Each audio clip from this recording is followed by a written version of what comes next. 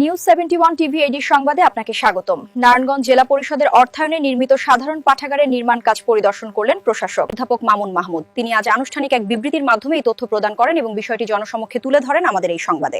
নারায়ণগঞ্জ জেলা পরিষদের অর্থায়নে নির্মিতব্য সাধারণ পাঠাগারের নতুন ভবন নির্মাণের কাজ আকস্মিকভাবে পরিদর্শন করেছেন জেলা পরিষদের প্রশাসক অধ্যাপক মামুন মাহমুদ।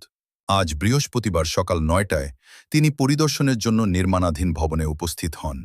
পরিদর্শনের সময় তিনি পুরো প্রকল্পের কাজের অগ্রগতি ঘুরে দেখেন এবং নির্মাণশৈলী পর্যবেক্ষণ করেন। এ সময় কাজের মান নিশ্চিত করতে এবং নির্ধারিত সময়ের মধ্যে প্রকল্পের কাজ সম্পন্ন করার বিষয়ে তিনি নির্মাণ কাজের দায়িত্বরত সংশ্লিষ্ট ব্যক্তিদের সাথে কথা বলেন এবং প্রয়োজনীয় দিক নির্দেশনা প্রদান করেন। পরিদর্শনকালে জেলা পরিষদের নির্বাহী কর্মকর্তা রামানন্দ পাল সহ জেলা পরিষদের অন্যান্য কর্মকর্তারা উপস্থিত ছিলেন।